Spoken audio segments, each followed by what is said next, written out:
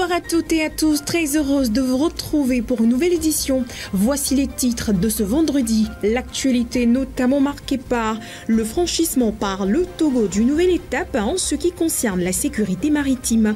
Le pays est désormais doté de l'AIS 2.0, le système sécuritaire d'identification automatique. Les précisions à suivre dans ce journal. Dans l'actualité également dans la région septentrionale du pays, 200 cartons de boissons Beckers Pils périmés ont fait objet d'une saisie par la direction du commerce, de l'industrie et de la consommation locale dans la région des Savanes à Dapaon. Hors de nos frontières, le gouvernement sénégalais a justifié ce jeudi par les délais de la justice et le principe de précaution la non-arrestation de l'opposant Ousmane Sonko condamné à la prison ferme, vous le verrez. Et puis une partie de la mission africaine pour la médiation dans le conflit russo-ukrainien est arrivée à Kiev, la capitale ukrainienne. Les précisions dans quelques instants. Voilà pour le sommaire, vous êtes sur la 7 et nous sommes ensemble pour 24 minutes d'actualité. Bienvenue si vous nous rejoignez. Atteindre la justice sociale pour tous par la sécurité et la souveraineté alimentaire, tel est le moyen du Togo pour arriver à construire une société plus juste et plus humaine.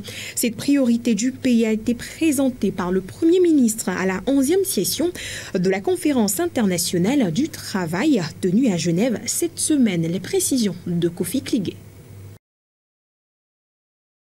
La justice sociale pour tous a été au cœur des discussions qui ont meublé les débats de la 111e session de la Conférence internationale du travail. Dans l'intervention du Togo à travers son Premier ministre Victoire Tomégadogbe, il est clair que le pays veut procéder autrement pour arriver à une justice sociale pour tous. À en croire Madame Victoire Tomégadogbe, la justice sociale au Togo passe par la sécurité et la souveraineté alimentaire. S'il faut reconnaître que la pauvreté est le socle de la malnutrition et de l'insécurité alimentaire, le gouvernement veut, à travers sa feuille de route, vaincre cette pauvreté afin d'avoir une stabilité. Pour ce faire, il n'y a pas d'autre moyen d'y parvenir que d'investir massivement dans l'agriculture. Et les efforts du pays se font déjà voir. Aujourd'hui, grâce à la subvention de l'État, les agriculteurs ont facilement accès aux intrants agricoles, l'agriculture et l'agro-industrie étant les moteurs de la transformation de l'économie togolaise.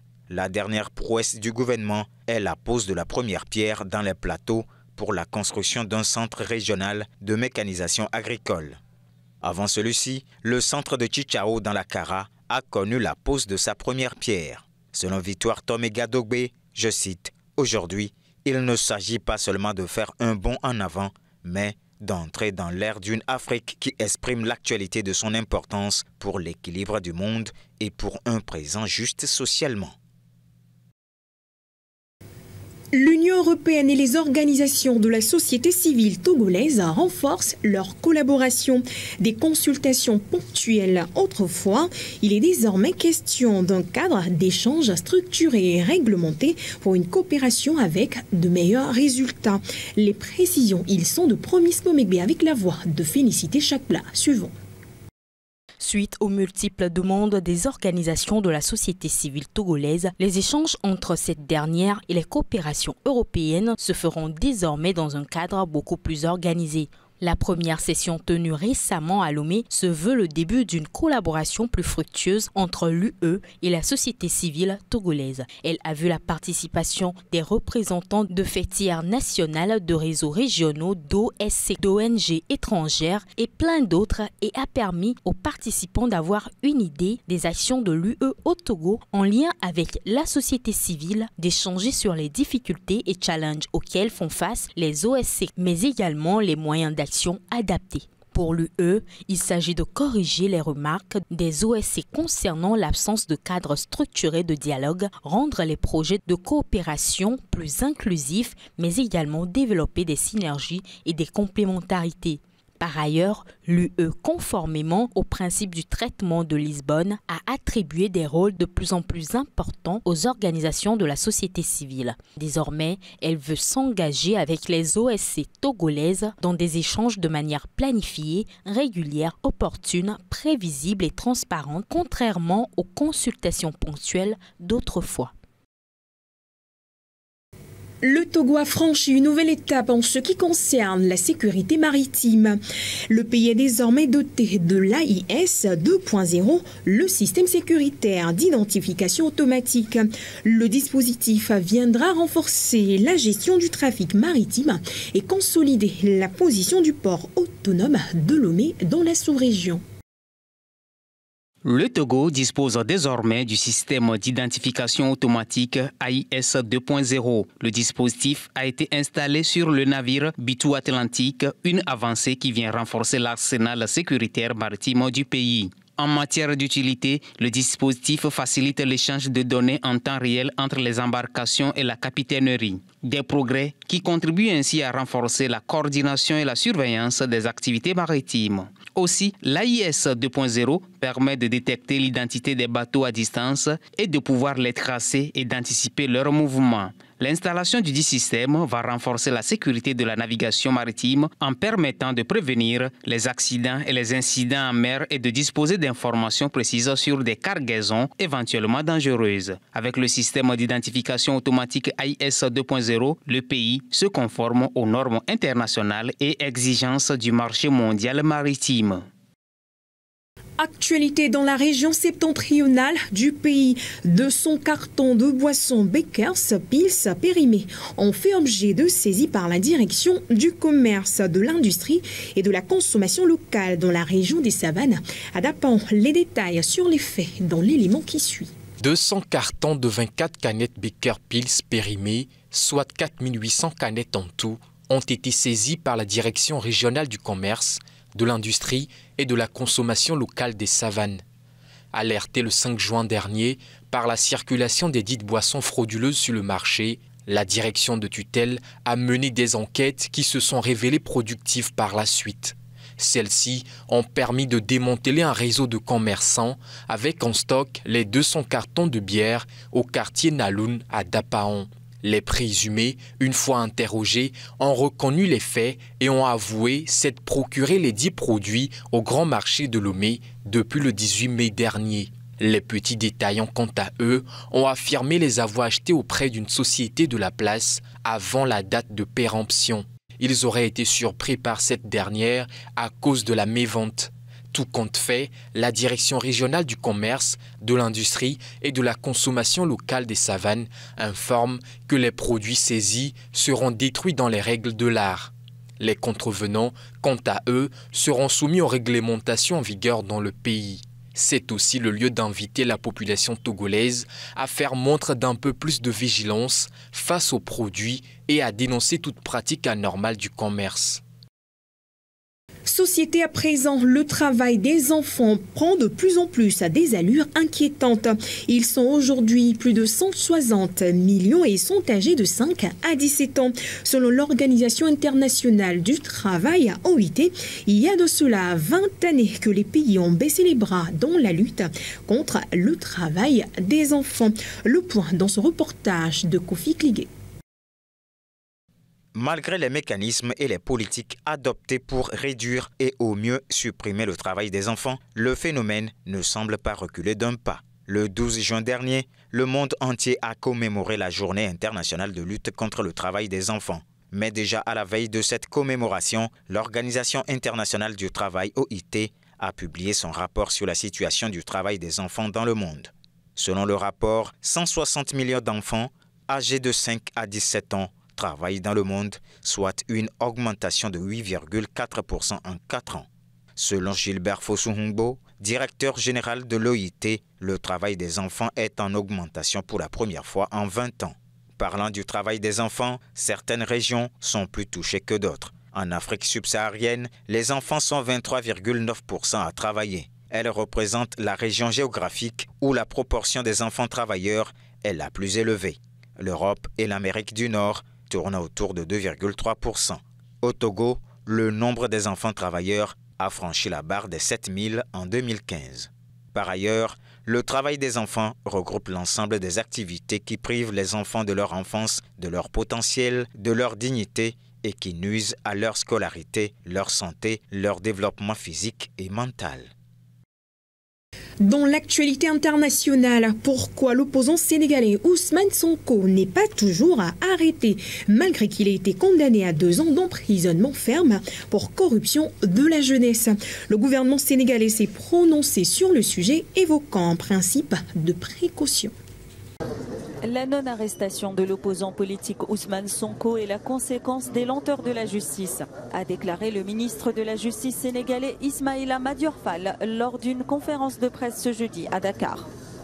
Donc il faut que la décision soit disponible. Lorsque la décision est disponible, il faut qu'elle lui soit notifiée. Une fois que la décision lui est notifiée, deuxième étape, lui-même le condamné peut se constituer prisonnier. Ou alors, le parquet, qui a la charge d'exécuter la décision de justice, peut l'arrêter et l'amener en prison pour exécuter la décision de justice. Sonko, qui a refusé d'assister à son procès, a été condamné à 2 ans de prison. Il est bloqué par les forces de sécurité chez lui à Dakar depuis le 28 mai. J'invite les acteurs de la société civile et les associations de droits de l'homme ainsi que la presse à se rapprocher de nos services compétents pour être en mesure d'apporter un traitement juste et équilibré de l'information basée sur des faits avérés. L'impératif de transparence a, en effet, toujours guidé les actions du gouvernement et nous y veillons dans le respect des lois en vigueur. La condamnation de la figure de proue de l'opposition sénégalaise a déclenché les pires troubles qu'ait connus le Sénégal depuis des années. Les heurts ont fait au moins 16 morts selon les autorités et 23 selon l'ONG Amnesty International. Et pendant ce temps, les soldats de la communauté de l'Afrique de l'Est déployés en République démocratique du Congo ont du mal à assurer leur mission, celle de réprimer les rebelles du M23. La Cour pénale internationale signe des cas de crimes de guerre dans les régions occupées par les soldats. Une nouvelle enquête est prévue. La force de la communauté de l'Afrique de l'Est, mise en place pour contrecarrer les insurgés en République démocratique du Congo, ne parvient pas à réprimer les rebelles dans l'est du pays. Le AC proclame depuis des mois des progrès, affirmant que les rebelles ont quitté les principaux bastions.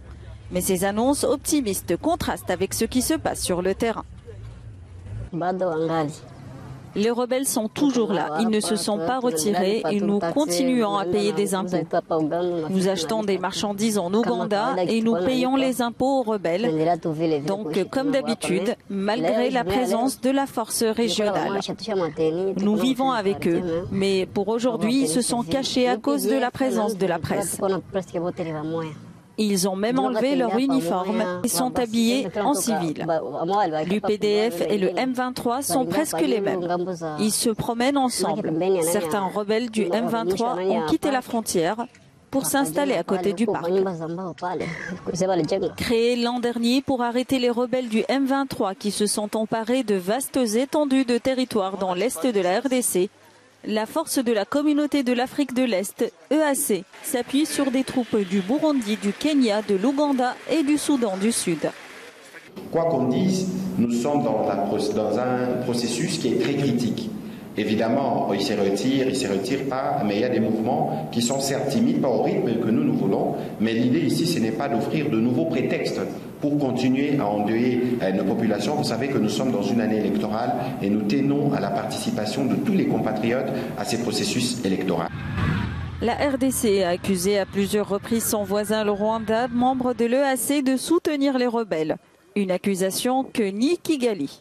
La Cour pénale internationale entame une nouvelle enquête préliminaire sur des présumés crimes de guerre dans cette région instable. En Tunisie, Ahmed Najib Chebi, l'un des principaux opposants au président Kais Saïd, s'est prononcé sur le gouvernement actuel du pays. Selon le président du Front du Salut National, le gouvernement de Kais Saïd sera en train de criminaliser l'opposition et de diviser les citoyens. En Tunisie, l'un des principaux opposants au président Kais Saïed l'a accusé vendredi de criminaliser toute forme d'opposition, Ahmed Nedjib Chebi, président du Front du Salut National FSN, s'est exprimé alors qu'il se rendait lui-même au bureau du procureur tunisien chargé de la lutte contre le terrorisme, où il a ensuite été interrogé 3 heures dans le cadre d'une enquête pour complot contre la sûreté de l'État. Le pouvoir en place divise les Tunisiens, oppose les Tunisiens les uns aux autres et après avoir détruit toutes les institutions, il s'attaque actuellement aux droits et aux libertés des citoyens tunisiens aujourd'hui. Monsieur Chebi a accusé le président Sayed d'avoir détruit toutes les institutions et de s'attaquer maintenant aux droits et libertés des citoyens. Il se pourrait que je sois aujourd'hui arrêté pour rien d'autre que d'avoir été un opposant démocrate, libre, indépendant, pacifique, légaliste. Depuis février, les autorités ont arrêté et emprisonné une vingtaine d'opposants, parmi lesquels le chef du mouvement islamo-conservateur Ennahda, Rached Ghannouchi. Il est détenu depuis la mi-avril.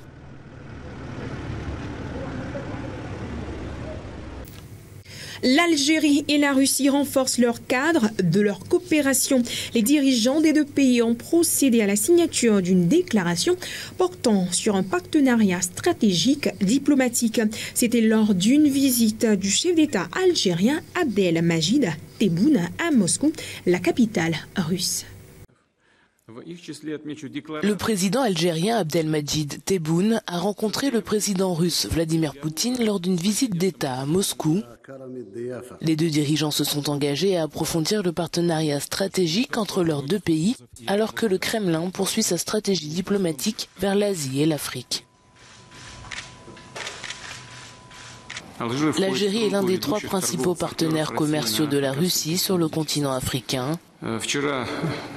Hier, à ma connaissance, vous deviez participer au forum d'affaires russo-algérien. J'espère que l'intérêt des deux parties pour ce type d'événement ne fera que croître. Pour ce qui est de l'avenir, je tiens à souligner que nous serons heureux de vous voir à Saint-Pétersbourg à la fin du mois de juillet, à l'occasion du 2e sommet Russie-Afrique. Dans un contexte de rupture des liens avec l'Occident, M. Poutine cherche à renforcer ses relations avec les pays d'Afrique, d'Asie et du Moyen-Orient. Le Kremlin prévoit d'organiser un nouveau sommet sur l'Afrique en juillet à Saint-Pétersbourg, la 2e ville de Russie. Une partie de la mission africaine pour la médiation dans le conflit russo-ukrainien est arrivée à Kiev, la capitale ukrainienne. Ils ont visité Boucha, l'une des villes de l'Ukraine, à avoir été la scène de l'un des plus grands massacres des civils par les forces russes depuis le début de la guerre. Le compte rendu. Les présidents Cyril Ramaphosa d'Afrique du Sud et Macky Sall du Sénégal ont rejoint d'autres envoyés africains de haut niveau vendredi pour une visite solennelle à la ville ukrainienne de Boucha. Située dans la banlieue nord-ouest de Kiev, la capitale, ce site aurait été le théâtre de l'un des plus grands massacres de civils par les forces russes dans la guerre en Ukraine. La Russie nie les faits. Les dirigeants africains ont déposé des bougies commémoratives devant un petit mémorial situé à l'extérieur de l'église Saint-André de Boucha. Nous prions Dieu pour que les choses se stabilisent et que vous repreniez une vie normale. Des centaines de civils ont été rassemblés et fusillés, abattus par des tireurs embusqués et massacrés, quelques jours après que les troupes russes ont été chassées par les forces ukrainiennes. Après que les dirigeants africains ont visité une exposition de photos à l'intérieur de l'église montrant des images macabres de corps retrouvés dans les rues en mars de l'année dernière, le président zambien Hakainde Hichilema s'est exprimé.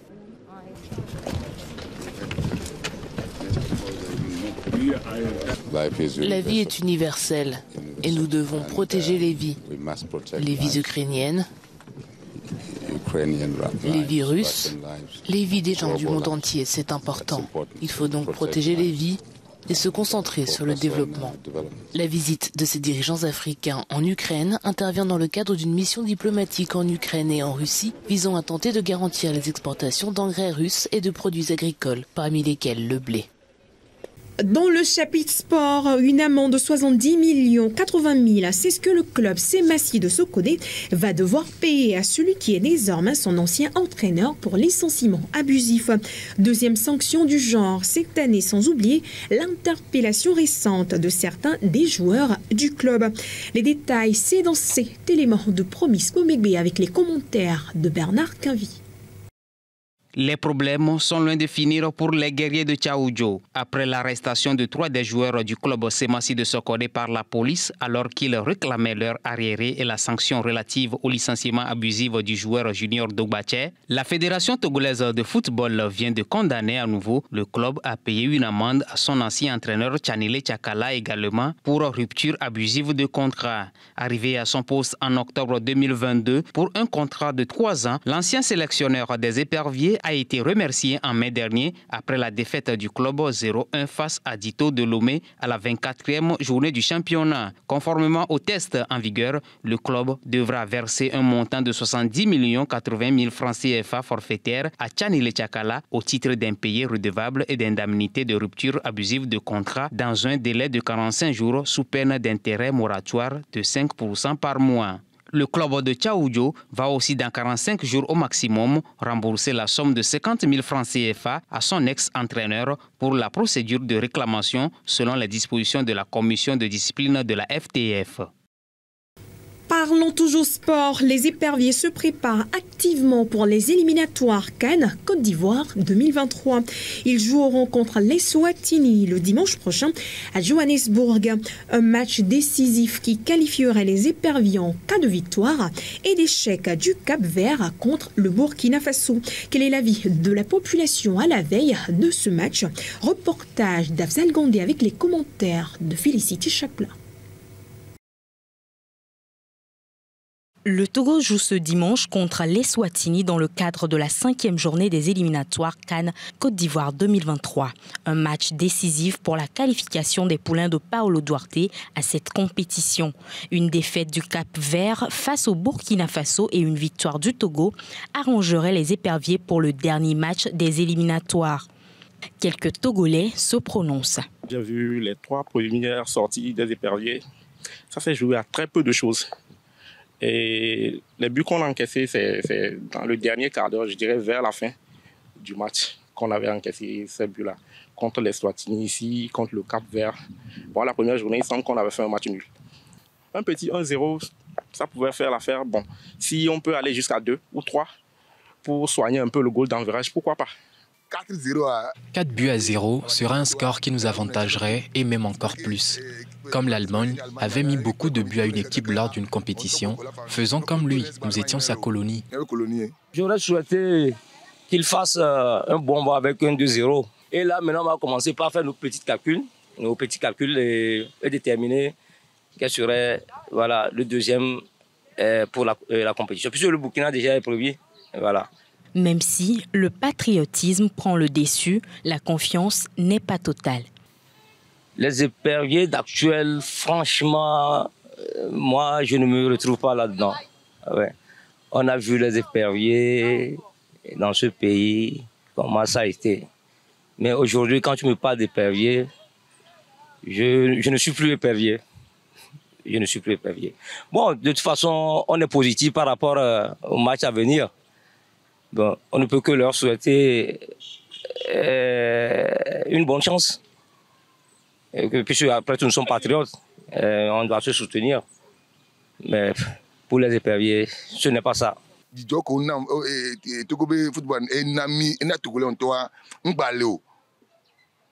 La joie que les éperviers nous avaient donnée n'y est plus. On n'a plus l'amour pour cette équipe, mais on est des patriotes et on ne peut que les soutenir pour qu'ils gagnent, même si on score fleuve. Pour rappel, le match Togo-Eswatini se joue ce dimanche à partir de 17 h sur le Mbombela Stadium à Johannesburg, en Afrique du Sud. Fin de ce tour de l'actualité. Merci de votre fidélité au programme de la 7.